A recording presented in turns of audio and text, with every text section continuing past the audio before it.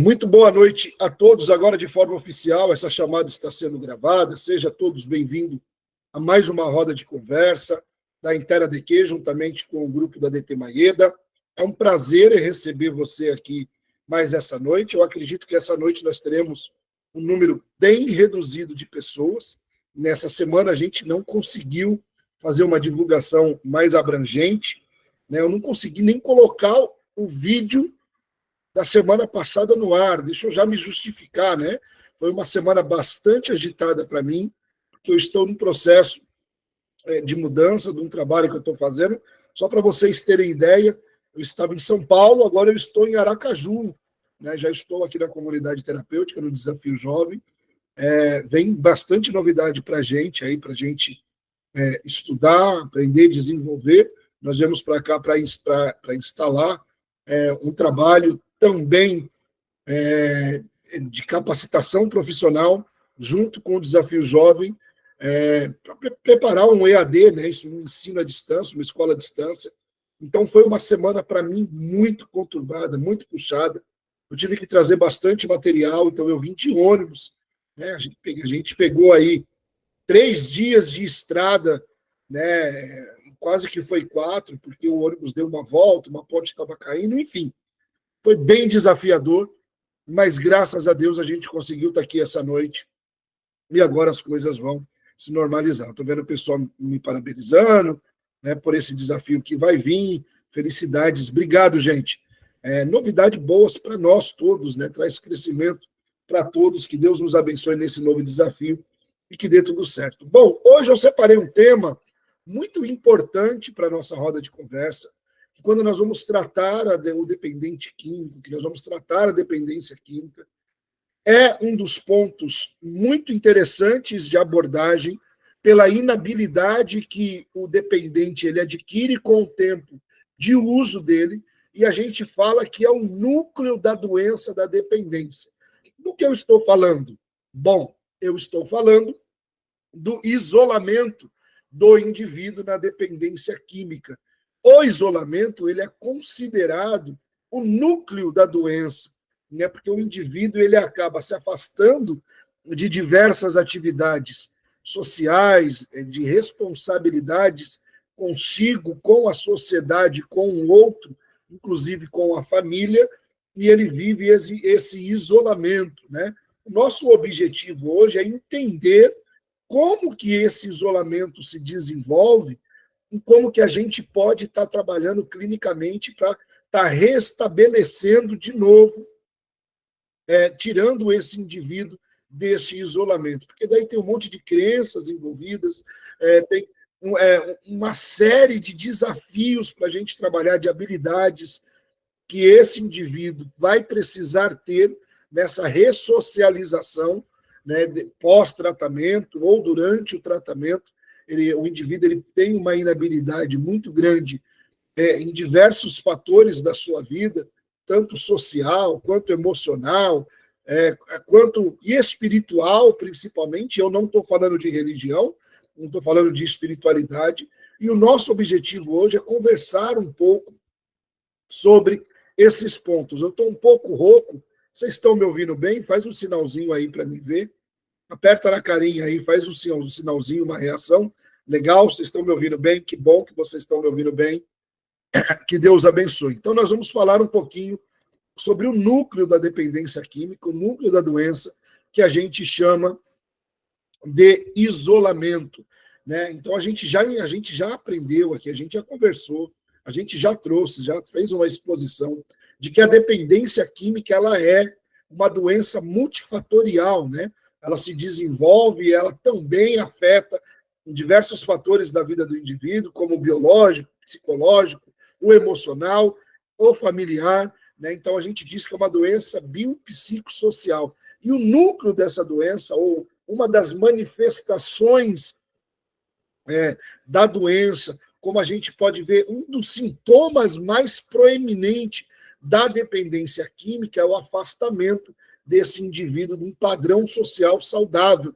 Então, ele acaba se afastando. Só que esse afastamento, ele também é caracterizado por vários fatores. Existem vários fatores que vão caracterizar o afastamento ou o isolamento desse indivíduo. Então, a gente, em primeiro ponto, nós vamos entender que existe um isolamento social do indivíduo. Esse é o mais comum, é o mais perceptível que nós temos quando o indivíduo ele vai se marginalizando, né, pelos seus comportamentos que não são aceitáveis pela sociedade, pelo seu ritmo frenético também de uso desenfreado, ou simplesmente porque ele não quer ouvir, né, ninguém criticando, ninguém lhe dando puxão de orelha, ninguém lhe dando lição de moral. Então, o adicto ele acaba entrando num ciclo que ele vai se afastando socialmente das pessoas. À medida que a doença ela vai progredindo, e aí a gente pode sim medir a dependência química através do isolamento, o isolamento também ele vai progredindo junto. Então, o isolamento, tanto no DSM-5 quanto no CID-11, que são os nossos cadernos de critérios diagnósticos, ele vai nos dizer que é completamente capaz da gente medir, né, o grau de doença desse indivíduo através do isolamento que ele vem vivenciando por causa do uso. E esse isolamento social é o mais comum, né? Por que o indivíduo ele começa a se isolar socialmente? Não é só pelo uso compulsivo, o abandono de atividades em detrimento ao uso por uma compulsão. Não só isso, mas ele também passa por um estágio de vergonha e de culpa pelos comportamentos que ele vem desenvolvendo. Então, você pega um indivíduo que teve uma vida, entre aspas, né, saudável durante um longo tempo, adquiriu casamento, bom trabalho, empresas, status social, uma vida equilibrada, vem de uma família de uma boa educação, ou não, né? Então, aí nós estamos falando de diversos indivíduos, mas os indivíduos, conforme eles vão somando, eles vão tendo perdas por causa do uso, eles vão tendo sintomas de vergonha, de culpa. E esse sentimento de vergonha e de culpa vai fazendo com que ele se afaste das pessoas, né, pelos atos cometidos, pelo comportamento que ele teve, e ele vai se isolando, né, pela culpa, pela vergonha.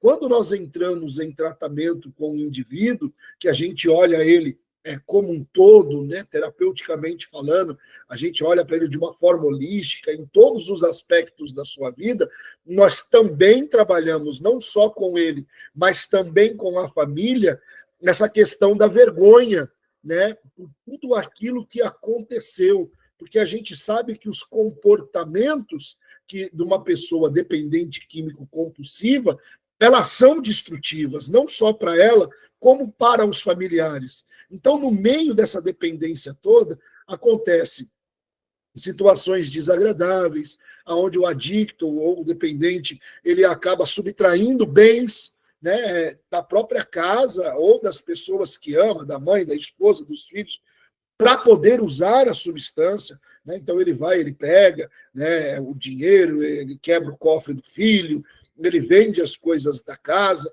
e isso daí vai acumulando nesse indivíduo a vergonha e a culpa pelos atos, até que haja um rompimento.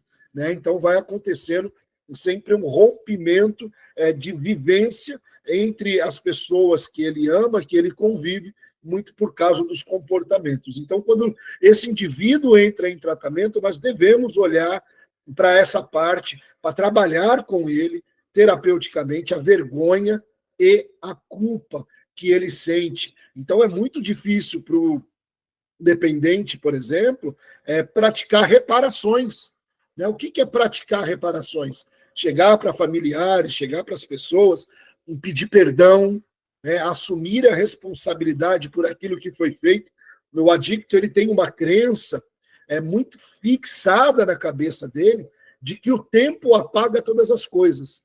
Né? Então, ele entra em recuperação, e eu tenho muitos casos assim, em que eu trabalho isso em comunidade terapêutica, por exemplo, com o dependente químico, que o indivíduo entra em recuperação e ele acha que aquilo é algo maravilhoso demais, e é de fato, mas ele quer que todo mundo esqueça que houve um rastro de tristeza, de angústia, de destruição deixado para trás, e que as pessoas agora abracem ele nesse momento de recuperação. O que, infelizmente, não acontece. Né? Existe muita coisa que foi dita, muita coisa que foi feita, muita ferida aberta, que vai precisar ser tratada, vai precisar ser trabalhada. E aí o adicto ele tem essa dificuldade, né? O dependente ele vai ter essa dificuldade por causa da culpa e por causa da vergonha de fazer essa reparação. Quando você pegar o teu paciente clinicamente para você desenvolver com ele a recuperação, aborda bem esses pontos, porque são pontos cruciais aonde levam os indivíduos à recaída. Essa falta de perdão, essa falta de aceitação daquilo que foi feito, da condição que ele está hoje. Então, muitos indivíduos eles não conseguem manter a sobriedade, por exemplo, porque eles não aceitam o fim do relacionamento. Né? Eles não aceitam que o relacionamento terminou por causa dos comportamentos que a pessoa teve, né? Das noitadas que ele fez, e agora ele vive essa culpa, essa vergonha, e ele não consegue ultrapassar essa barreira. Então ele fica preso nesse ressentimento, ele fica revivendo aquele momento, revivendo aqueles sentimentos, ele não consegue progredir em recuperação. Então é algo que nos chama muito a atenção clinicamente quando nós vamos tratar o dependente. A vergonha e a culpa, que são as causas, uma das causas, né, algumas das causas desse isolamento social. O segundo ponto que causa esse isolamento social é aquilo que a gente chama a mudança de prioridade causada pela dependência. Então, o indivíduo ele tinha uma prioridade de vida, onde ele priorizava estudar, trabalhar, progredir, crescer, ter um relacionamento saudável com a família, e, de repente, agora, por uma dependência química, em detrimento ao uso, ele abandona essas relações com ele mesmo, primeiro, dos objetivos que ele tinha e tudo, e ele abandona essas interações com outras pessoas, porque a prioridade dele mudou. Né? Um indivíduo doente, dependente químico, biologicamente doente, compulsivo, ele só tem uma coisa na cabeça dele: sanar a compulsão do uso, sanar o desconforto da abstinência. Então, não importa se o outro sofre, se o outro está chorando, a dor que ele está causando no outro. Ele agora está preso num ciclo compulsivo, onde ele precisa sanar o desconforto da abstinência. Ele até tem a consciência do sofrimento alheio, ele até tem a consciência da dor que ele está causando no outro. A única coisa que ele não tem é domínio, né, sobre os comportamentos dele. Então, existe uma mudança de prioridade na vida desse indivíduo, que agora é a manutenção do uso. Então, é muito comum você ver queixas de familiares, por exemplo, na comunidade, a gente tem muito atendimento com famílias, que pega e fala: eu não entendo, ele é uma pessoa tão boa, tinha de tudo, sempre foi uma pessoa exemplar para a família, de repente virou isso daí. E é bem isso daí mesmo. Né? A pessoa ela passa por uma metamorfose, uma transformação de prioridades, de um estilo de vida comportamental, que vai isolando ela cada vez mais do convívio saudável familiar em detrimento ao uso. Então, é outro ponto para a gente se atentar quando a gente for tratar clinicamente o dependente químico ou adicto. Né? Aí tem também as alterações causadas por comportamento, né? Que os comportamentos são sempre manipuladores, sempre com muita mentira, com muita manipulação, né? E isso daí vai fazendo com que as próprias pessoas se afastem desse indivíduo, que ele vai experimentar uma coisa que a gente chama de marginalização, ele vai sendo jogado para a margem, as pessoas não aceitam o comportamento que aquele indivíduo está tendo em detrimento ao uso, e ele vai experimentando, então, esse isolamento social. É muito comum nessa fase, por exemplo, familiares que dizem, né, eles chegam com a seguinte fala: cansei, não suporto mais, não consigo mais viver em tudo isso, não consigo sobreviver a isso, não consigo mais viver assim. Então, nessa fala, nesse ponto, aí o dependente começa a experimentar esse isolamento social da parte das pessoas que ele ama, que as pessoas começam a abrir mão, porque não consegue ver melhora no indivíduo, né? Só vê os comportamentos dele destrutivos, com manipulação, com mentira, né? E se deixar, o indivíduo ele vai destruindo tudo aquilo que ele chama de casa, família. Esse é o grande retrato da dependência química. E aí, no último estágio desse isolamento social, a gente tem aquilo que a gente chama de ambiente de uso, né? Aí foram criados as cracolândias, né? As pracinhas que nós temos aí nos nossos bairros, na nossa cidade, que é tão comum a gente ver, né, moradores de rua ou da própria sociedade, aquelas pessoas que ficam ali fazendo uso de álcool ou uso de outras substâncias. Então, esse ambiente do ciclo do uso, esse ambiente de uso também é uma característica muito forte dessa questão do isolamento social que a pessoa vive.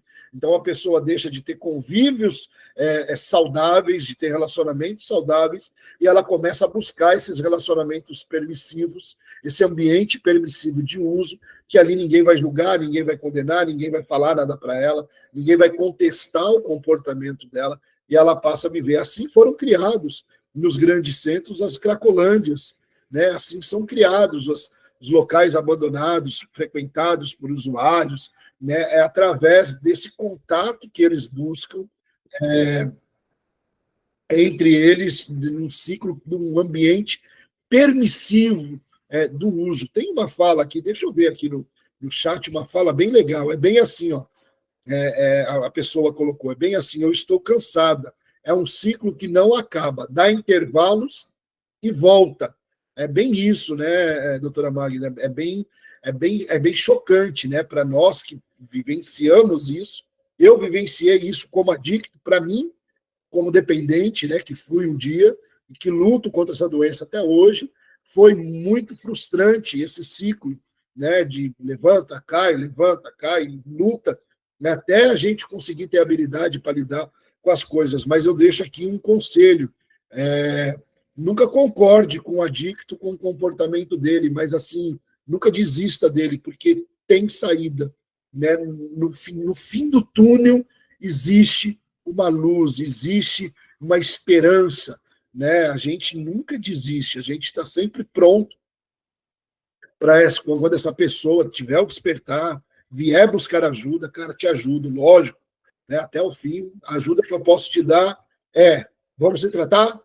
Essa é a ajuda que eu tenho para você. Ah, mas agora não, estou precisando de dinheiro, de emprego. Não, cara, você não vai conseguir manter nada.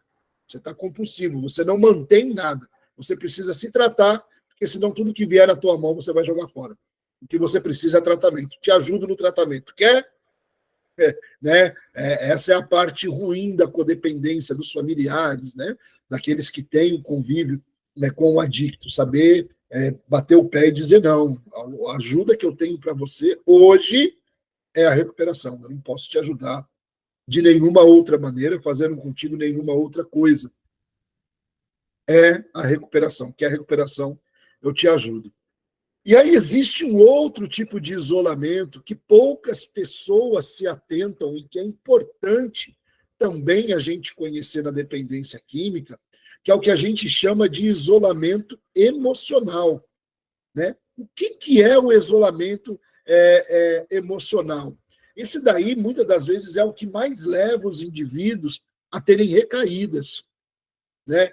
Por frustração, por ter uma grande expectativa nas pessoas e essa expectativa ela ser frustrada, né? Por esperar demais sobre algo, alguma coisa, porque o adicto ele não tem limite na cabeça dele. O dependente químico é assim: ele forma um castelo na cabeça dele, né? Ele não consegue montar uma casinha, não, ele monta um castelo, e aí ele não tem habilidade para chegar ao final da construção desse castelo, ele se frustra no meio do caminho, e aí tem uma recaída por inabilidade de lidar com as situações. Então ele está sempre imaginando algo a mais. Quantas vezes eu não vi dentro de comunidade, a gente trabalha isso daí muito com o pessoal, entre eles conversando. Não, porque já está tudo pronto, a hora que eu sair daqui, eu vou trabalhar com fulano, eu vou fazer isso com ciclano, vou pegar um dinheiro que o cara me deve, e já vou comprar isso, vou comprar um maquinário, vou abrir minha loja.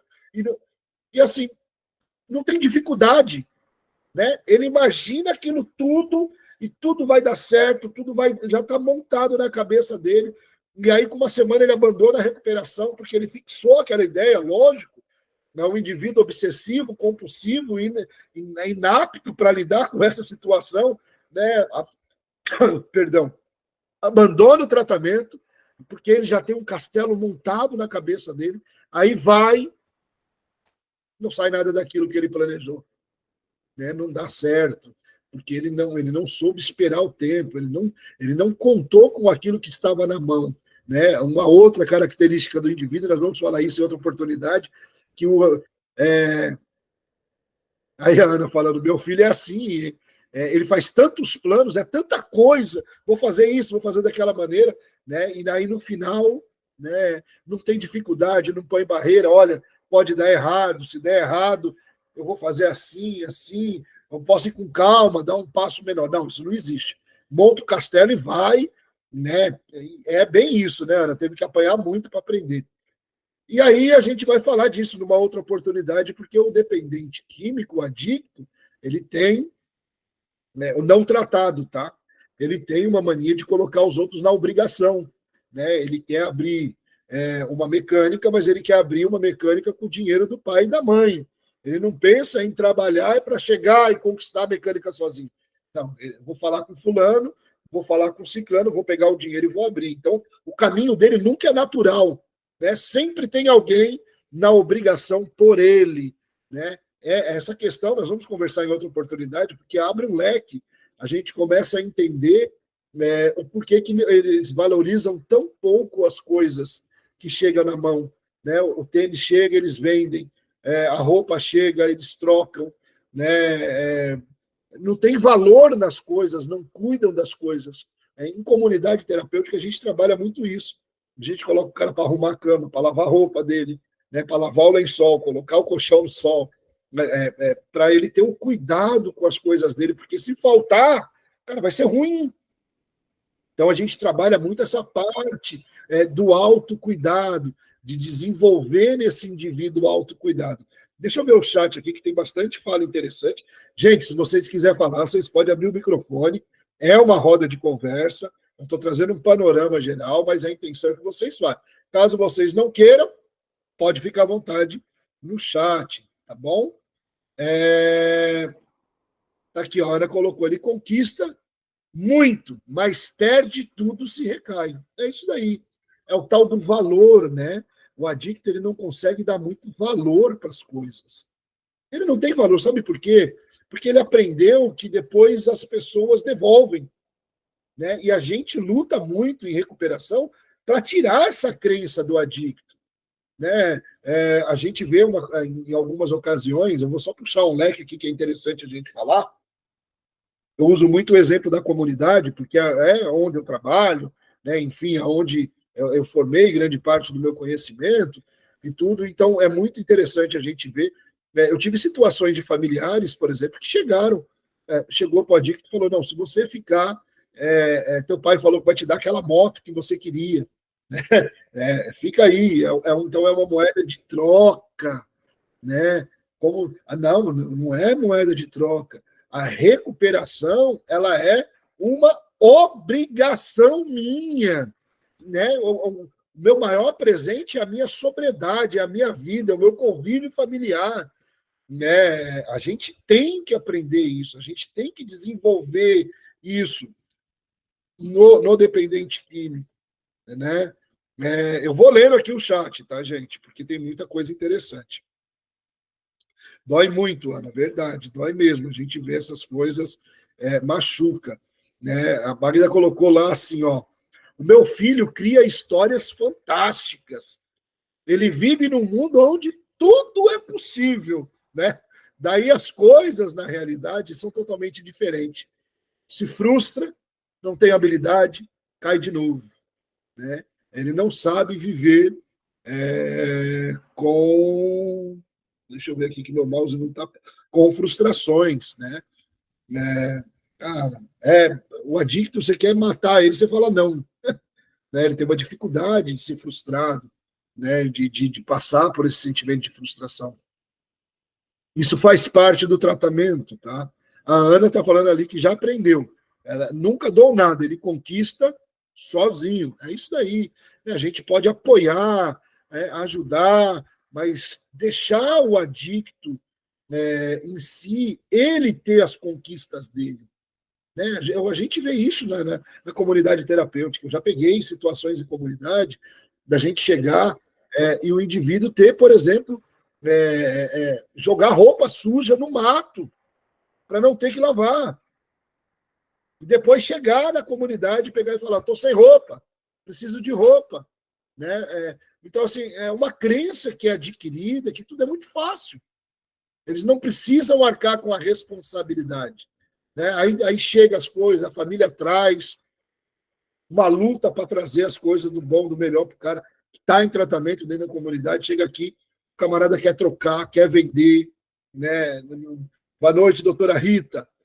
E aí o pessoal, eles acabam não dando valor. Então, esse trabalho de dar para esse indivíduo em tratamento esse novo significado, ressignificar com ele o valor das coisas, né, o valor da conquista, o valor da unidade em família, o valor do almoço no domingo com a família, né, o valor que isso tem é primordial em recuperação, porque ele perdeu. Né? É criada uma crença onde é natural. A gente vê isso nos dependentes, onde passar um domingo no bar é mais interessante do que junto com a família.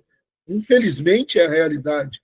Né? E aí a gente precisa estar trabalhando para mudar essas crenças. Não, cara, não tem nada mais importante do que a nossa casa, a nossa família. É um dia especial, está todo mundo em casa, vamos juntar a família e vamos ficar lá. Deixa os amigos lá, deixa o bar lá, né, para outro momento, ou para nenhum momento, né, e aí a gente começa a trabalhar, né, para dar esse novo significado para esses indivíduos. Então, falando do isolamento emocional que o indivíduo ele passa, a gente tem uma coisa que eu costumo dar um nome, né, de anestesia emocional. Né? O que é anestesia emocional? É quando o indivíduo, por exemplo, ele usa a substância como forma de anestesiar um sentimento que ele está vivenciando na hora. É como se fosse o reforço negativo que a gente estuda em psicologia, né? Que ele tem aquele comportamento para tirar um desconforto que ele está passando naquele momento.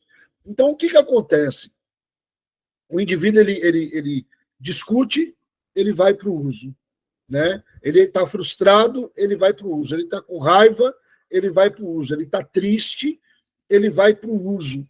Né? Então, a gente chama isso de anestesia emocional. Por quê?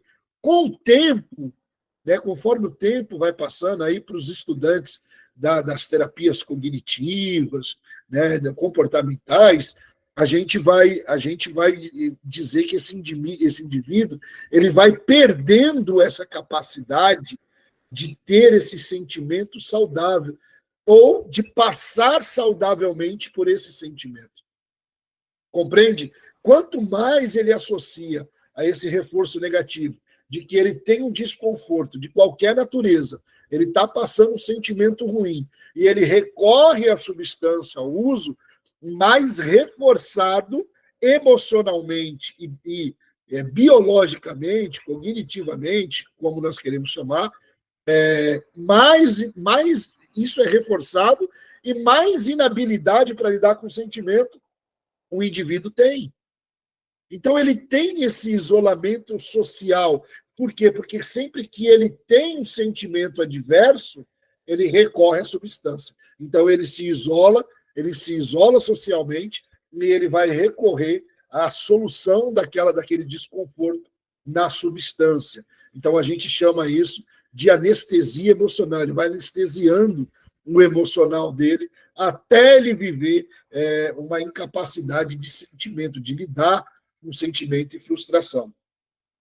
Um outro problema que é muito adquirido nesse isolamento emocional que o indivíduo tem, muito linkado com isso que a gente está falando, que é a anestesia emocional, é a dificuldade que ele vai tendo de expressar os sentimentos. Como ele não sabe lidar com o sentimento, ele está recorrendo à substância e reforçando este comportamento, ele não está treinando ou não está sabendo lidar com a capacidade de expressar aquilo que ele está sentindo. Então, ele experimenta uma inabilidade de expressão de sentimento. Né? E aí, junta com a culpa, junta com a vergonha, junta com a dificuldade que ele tem, e aí ele também vive esse isolamento. Como ele não sabe lidar com aquilo que ele sente, ele não sabe expressar o que ele sente, ele não sabe entender o que o outro sente, então ele começa também a se isolar das pessoas e das situações de convivência saudáveis, muito decorrente nessa anestesia emocional e nessa dificuldade de expressar sentimento. Qual que é a consequência disso? É aquela perda que a gente chama, que os familiares se questionam tanto, que a gente chama de da perda de empatia, né? É uma das queixas comuns dos familiares, né? Parece que ele nem me ama, essa pessoa nem me ama. Por que ele faz isso? Né? Será que ele não me ama? Não, ele te ama. Ele só perdeu verdadeiramente a capacidade de ter a empatia em detrimento ao uso. O uso da substância, o reforço positivo de prazer biologicamente, o cognitivo alterado, a compulsão à substância, olha o grau da doença. Desenvolveu nesse indivíduo uma incapacidade empática. Ele se torna incapaz sentimentalmente de sentir empatia pelo outro. Existe uma fala muito comum, né, no Naranol, no Aranol, nos grupos de codependência, que é assim, ó, ninguém se recupera pela dor do outro. Né? É muito difícil alguém verdadeiramente entrar em recuperação, se recuperar, perpetuar a recuperação porque a mãe estava chorando. É muito difícil. Né? Porque ele perdeu essa capacidade empática. Algo nele foi mudado, foi transformado. Né? O sentimental dele está sequestrado pelo uso. Né? Então, o indivíduo ele só vai entrar em recuperação verdadeiramente quando ele sentir a própria dor. Então, existe uma fala muito sábia, muito recorrente, que é: ninguém se recupera pela dor do outro, infelizmente. Né? Aí a gente fala isso para um pai, para uma mãe, para uma esposa, para um filho. Cara, imagina a dor que é. Né? Eu imagino a dor que eu causei na minha família, porque o sentimento que dá no outro é que o cara não ama, a pessoa que não me ama para fazer isso comigo, ele não me ama. Né? Não é que ele não te ama, ele te ama, né? Um amor sincero, verdadeiro. Ele só não tem mais agora a capacidade de olhar para a situação com empatia e controlar o seu comportamento por causa de outro. Ele está compulsivo, ele está doente. Né? Então, aí a gente vê os indivíduos fazendo aquele monte de comportamento destrutivo, aquele monte de coisa, e a gente fala que ele perdeu a capacidade de amar. Não, ele não perdeu. Ele perdeu a capacidade de ser empático com as pessoas que o cercam, que o amam, e agora ele está vivendo em detrimento ao uso. É muito comum. Então, volto a falar para os profissionais que verdadeiramente trabalham com recuperação, vão atender os seus pacientes, isso são pontos importantes para a gente trabalhar. Trabalhar de novo a questão da empatia desse indivíduo, desenvolver treinamento com eles para ele ser empático no seu dia a dia, né? E isso é interessante a gente tratar, né? Eu faço tratamento com os acolhidos, eu falo para eles assim, ó, cara, quando tua família vier, não promete nada para eles. Sabe o que você faz? Dá um abraço bem demorado, dá um beijo neles e fala assim, eu te amo. Pronto. É tudo que eles precisam. Eles não precisam de promessa, eles não precisam de que você fale nada, eles precisam sentir que você está ali e que você se importa com eles. Pronto. É tudo que o familiar precisa. né? Então, a gente trabalhar de novo essa questão da empatia, porque foi perdida. Isso é essencial em recuperação. Deixa eu ver aqui o chat. Deixa eu ver quem colocou, a doutora Priscila. Né? A doutora Priscila ela colocou assim: hoje eu consigo compreender isso. Mas enquanto eu não sabia, sofria, achando que realmente não era amado. É o dilema dos familiares, né, doutor? Achar que nós, dependentes químicos, né, não ama. Não, não é que não ama. É porque pelo uso, pela doença, pela progressão da doença, essa perda de empatia vai isolar os meus sentimentos, vai isolar a minha compreensão. Eu não tenho controle do meu comportamento para agradar o outro. Agora eu preciso agradar o meu vício. Né? E aí gera esse monte de complicação.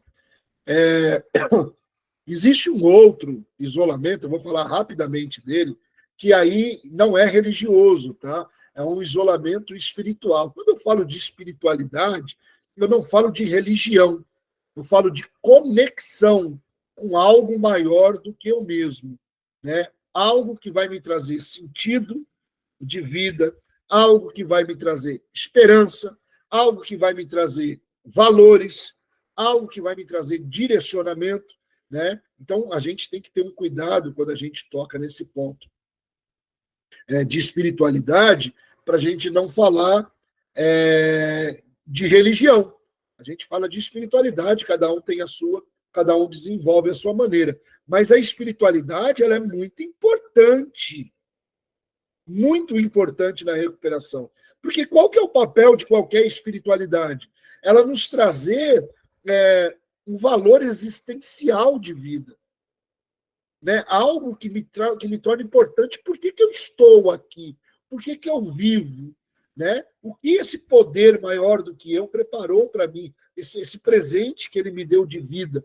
Então, quando tem esse isolamento na área espiritual, por exemplo, do indivíduo dependente, ele tem essa perda de valores, essa crise de sentido de vida. Né? Muitos caem numa depressão profunda, eles não têm sentido. Né? Muitos, quando acordam, perdi tudo, não tenho mais nada. Não é raro o caso de pessoas se suicidarem, né? Entra num sentimento de desesperança. Como é que a gente chama isso? Isolamento espiritual. Né? Quando a pessoa ela entra numa crise espiritual, existencial dela mesma, que ela não consegue ter um futuro, ter uma razão, né? O porquê que eu estou aqui, o porquê, qual que é o meu objetivo de vida, por que eu existo, né? Isso daí é parte espiritual da pessoa. Então, o que a gente faz, o que eu recomendo muito para a pessoa que está em tratamento? Cara, vai buscar a tua espiritualidade, vai achar um propósito para você viver. Nós precisamos ter esse propósito bem definido para a gente poder viver. Então, olha, a gente já passou pelo isolamento social, pelo isolamento emocional, pelo isolamento espiritual. Eu vou falar do cognitivo rapidinho, mas deixa eu só ver aqui uma mensagem que está no chat. Meu filho não quer saber de nenhum tratamento, né? Diz que sai sozinho. Negação é o nome disso, né? Já esteve por 5 ocasiões internados em clínicas e sempre veio muito revoltado. No momento está em uso. O que eu posso fazer para ajudá-lo no momento? A gente chama isso, Magda, do período de negação que a pessoa está. Então, o adicto, o dependente químico, ele nega que existe um problema. E a fala mais recorrente disso é que como que ele externa isso?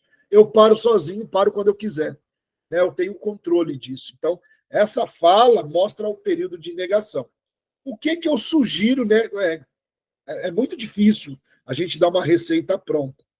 Mas como ele tem essa fala, usa essa fala para trabalhar com ele. Ah, então tá bom. Você disse que você consegue? Ah, eu digo que eu consigo. É mesmo? Então vamos fazer o seguinte: final de semana você não sai. Mostra para você mesmo que você é capaz. Então, o que a gente faz? A gente entra, entre aspas, não é num confronto moral, mas para a gente poder mostrar, né, para o indivíduo a discrepância que existe entre a fala e o comportamento. Né? Então, aí são técnicas de entrevista motivacional, por exemplo. A gente pega o comportamento dele, que a gente está vendo que é um comportamento destrutivo, é um comportamento compulsivo, é um comportamento de negação, ele nega a doença, ele nega o problema, né? E aí ele tem uma fala, eu faço a hora que eu quiser, eu paro, eu consigo, eu não tenho problema com a substância. É mesmo, é. Então vamos fazer um negócio nós dois? Vamos. Final de semana você não sai de casa, né? Você não usa, né? Vamos fazer esse trato. Então, eu uso muito isso quando a gente vai trabalhar aqui na comunidade, por exemplo, quando eu vou trabalhar em comunidade, que a gente está fazendo algum tipo de atendimento terapêutico, alguma coisa, que a gente monta um projeto de vida, né? Chama projeto de vida. Aí a gente vai montar com o acolhido o projeto de vida dele, perguntando quais são os objetivos que ele quer alcançar quando ele sair da comunidade e tal, né? E aí a gente traça um caminho com ele. E aí o comportamento dele durante o acolhimento, na internação, não condiz, né? Ele diz que ele quer ser um empresário, que ele quer ter uma empresa, que ele quer ter uma loja, ele quer ter um comércio, mas ele não consegue lidar com a dificuldade do outro. Né? Eu falei, quando você tiver as pessoas que vão entrar no teu comércio e vão te encher o saco, vão falar coisa para você, o que você vai fazer? Você vai matar o cara? Você vai bater no cliente? É isso que você vai fazer? De que jeito você vai prosperar? Então, o teu comportamento não cabe com o teu objetivo.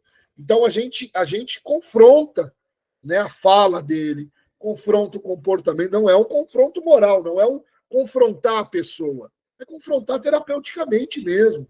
Como a gente confronta um pensamento, quando a gente confronta um sentimento, a gente vai para o confronto daquilo que ele mesmo fala. Né? Uma forma da gente entender isso, eu falo muito para pais, né, para os pais poderem ter entendimento e paciência também, quando é dia de visita e o pai é tabagista, a mãe é tabagista, a família fuma, né, são tabagistas e vem fazer uma visita na comunidade. Eles vêm para ficar 4, 5 horas, com 2 horas eles saem da comunidade e vão lá fora fumar. A hora que eles entram, eu pego eles, eu falo, vem cá, por favor, deixa eu fazer um pedido para vocês poderem entender o que é a dependência química. Eu preciso que vocês façam um compromisso comigo e com vocês mesmos. E quando vocês vierem para a comunidade, vocês não fumem. Ah, mas aí é muito tempo. Falando, tá vendo? É exatamente isso que o dependente químico sente com relação à substância, que você quer que ele pare a qualquer custo. Então, ali eu já mostro para o familiar a discrepância que existe entre o querer dele e o comportamento dele. Aí você vai falar para mim, mas é diferente. Não, a única coisa de diferença é a substância, porque o comportamento é o mesmo. Então, ali a gente consegue tratar o familiar para ele poder entender a problemática da dependência química. Né? Então, assim, o que eu posso sugerir? A gente começar, quando a pessoa não quer tratar, que ela está em negação, a gente confronta a ideologia, não a pessoa, a gente não entra em confronto. A gente flui com a resistência, mas a gente confronta as ideias, as palavras, as colocações, mostrando para ela que não é bem assim. Né? Ela, aos poucos, ela vai ceder, porque o comportamento fica visível. Então, ela fala uma coisa, faz outra. Fala uma coisa, faz outra. Aí a gente confronta, e aí ela não vai poder mais falar se não se render à realidade. Né? Ela vai, não, é mesmo, preciso. Aí ela vai começar a arranjar subterfúgios, que é o comum, né? Estou achando que eu vou para a igreja, eu não preciso me internar, não, eu não preciso ir para o CAPES, não, mas assim, lembra de fulano, vai usar, né? Vai racionalizar a coisa, vai tentar achar parâmetros, mas ela vai passar por essa fase de aceitação, porque ela não tem como esconder os comportamentos. Né? Então, a gente vai usando de sabedoria e a gente vai trazendo os comportamentos da pessoa e vai confrontando a ideologia dela mesma. Das armas que a gente tem para trabalhar quando a pessoa não quer a recuperação, porque a recuperação ela vai passar muito pela vontade da pessoa. Então, guarda isso no coração. Infelizmente, ninguém se recupera pela dor do outro, ninguém se recupera pela dor do outro.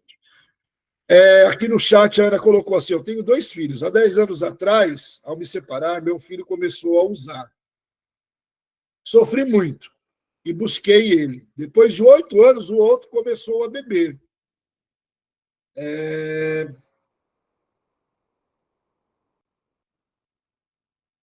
Sofro muito, dói, é horrível. Tenho que ter força, que eu não sei de onde tirar.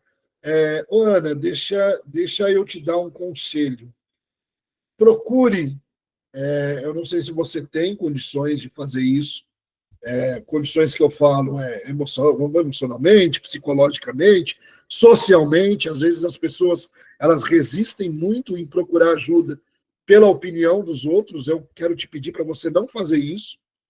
Deixa a opinião dos outros, porque a dor é sua. Né? A dor não é dos outros, é sua. Se você puder, procure o Naranon, Alanon, né? Entra lá nos Narcóticos Anônimos, procura o Naranon, que é para familiares codependentes, de usuários de álcool, né? E você vai encontrar uma rede de apoio muito forte de pessoas que passam o mesmo problema e que vão poder te ajudar a passar essa dificuldade. Eles têm um trabalho maravilhoso, né? Eles fazem reuniões, fazem encontros com psicólogos, com psiquiatras, com terapeutas, com temas importantíssimos. Existe um outro trabalho chamado Amor Exigente, que também é fantástico, né?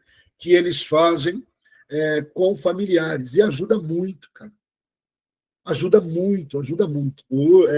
Essa semana ainda, conversando com a senhora, minha mãe, que hoje, graças a Deus, eu tenho condições de conversar sobre a dependência química com ela, até porque é parte do meu trabalho, né? É meu trabalho trabalhar com dependência, então converso muito com ela, e a gente fica relembrando muito fato, né? Eu explicando para ela, fazia isso por causa disso, e aí a gente fica relembrando fatos, e ela ainda chegou para mim, né, antes de eu vir para cá, ela falar para mim, falando assim, né, que me ajudou muito, graças a Deus, foi o Naranon.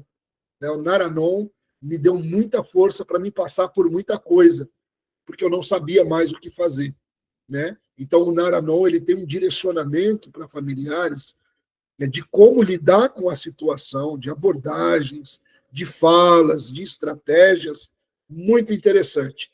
É gratuito, é anônimo, né?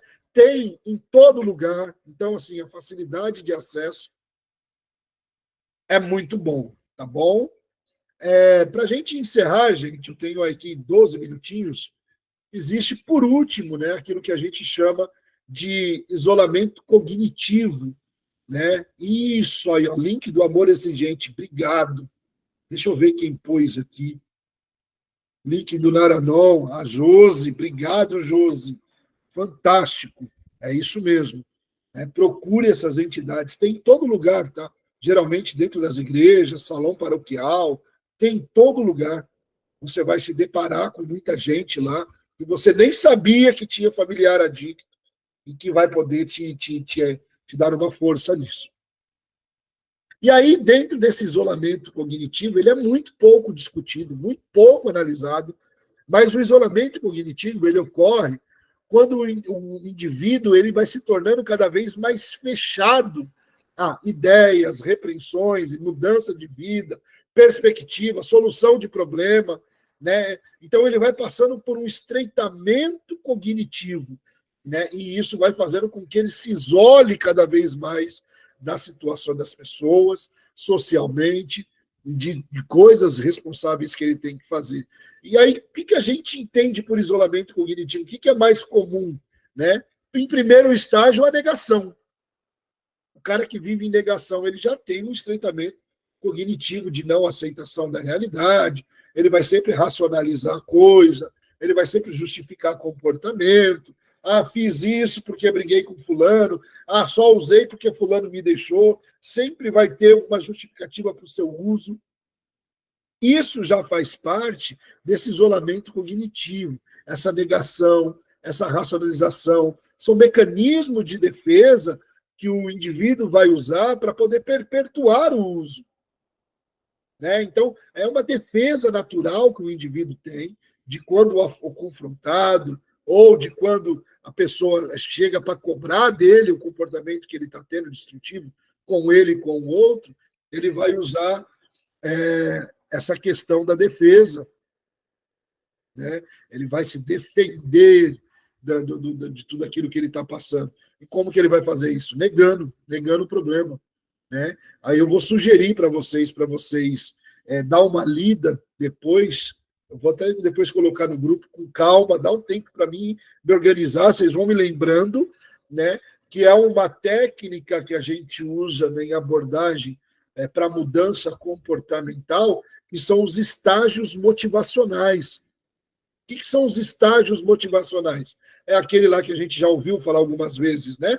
Pré-contemplação, contemplação. O indivíduo ele não consegue contemplar um problema, de repente ele contempla um problema, né? Então, quando o indivíduo está em negação, a gente usa muito isso, né? Mostrar para ele onde está o problema do comportamento, né? Desafiar ele dentro desse comportamento. A gente sabe que ele não vai ter controle, que ele não vai conseguir manter a palavra, e que ele vai, uma hora ou outra, porque ele está compulsivo, retornar ao uso.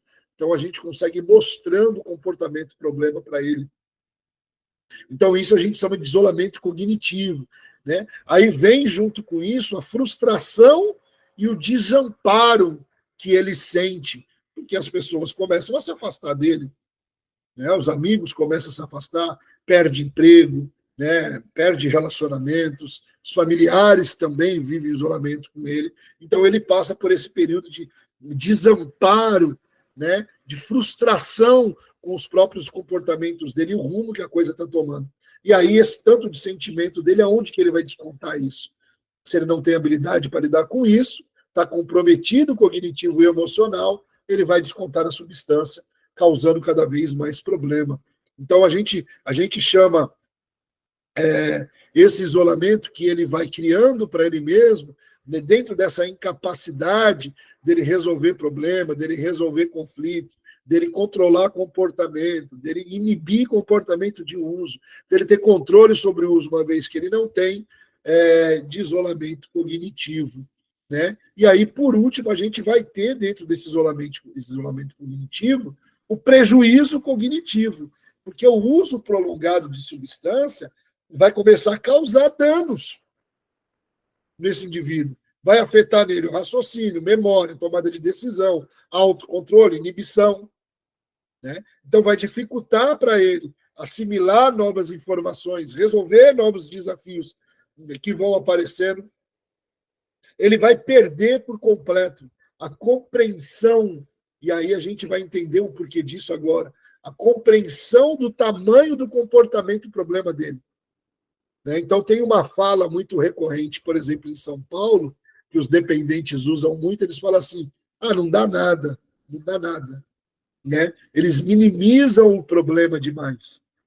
Né? Então, por que eles fazem isso? Isso já passa por um prejuízo cognitivo que ele não consegue mais compreender as consequências da sua ação. Então, isso vai contribuindo com que ele tenha mais ação destrutiva, mais comportamentos problemas, levando ele a danificar os relacionamentos dele e a condição dele cada vez mais.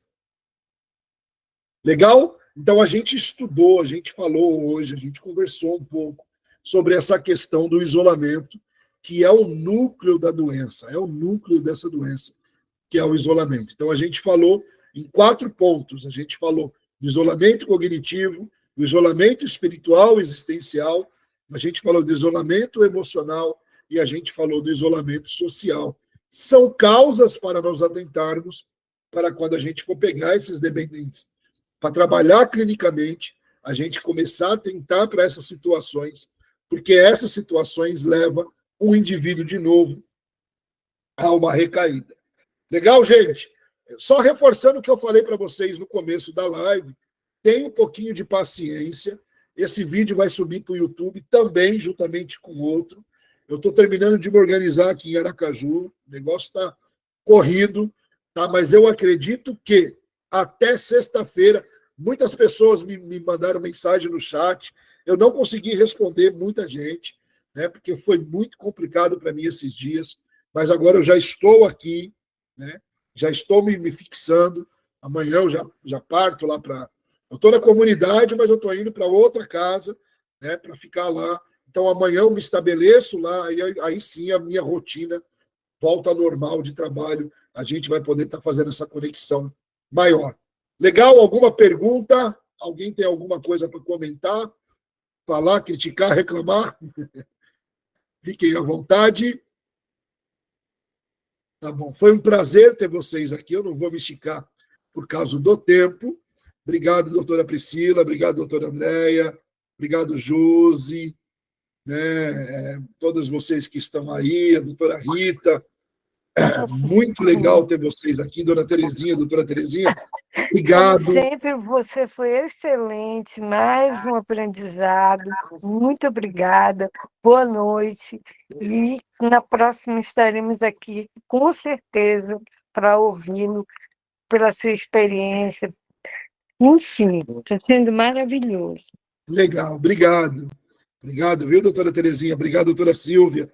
Estamos juntos, temos um encontro quarta-feira. Eu quero pedir um favor para vocês irem lá no grupo durante a semana, deixarem perguntas, dúvidas, sugestão que vocês queiram partilhar numa roda de conversa, tá bom? Que daí a gente vai juntando essas informações e preparando as próximas, a gente vai interagindo, tá bom, gente? Deus abençoe, a gente se vê no grupo aí, semana que vem a gente está aqui. Obrigado a todos pela paciência e por estarem aqui. Obrigado.